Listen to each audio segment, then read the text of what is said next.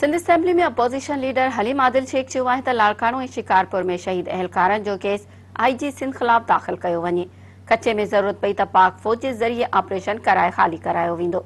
PTI अॻवान हलीम आदिल शेख जी जरवार थाणे ते दाख़िल ड्यूटी अटकाउ केस में मीरपुर माथेलो जी अदालत में पेश थियो। अदालत ॿुधणी 16 जून ताईं मुलतवी करे छॾी। उन मौक़े ते PTI अॻवान हलीम आदिल शेख प्रेस कॉन्फ्रेंस कंदे चयो त सिंध में बदअमनी ऐं पाणी खोट जो ज़िम्मेवार सिंध हुकूमत आहे।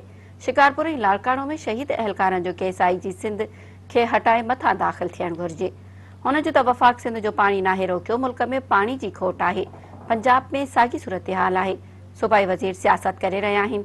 सूबाई वज़ीर सुहेल अनवर सियाल 10 सालनि में करप्शन कई आहे। पाणी खोट ते सिंध ऐं पंजाब खे विढ़ाइण जी साज़िश करे पियो। हलीम आदिल शेख जो त सूबाई वज़ीर ऐं PP अॻवान पाणी चोरी में मुलवस आहिनि।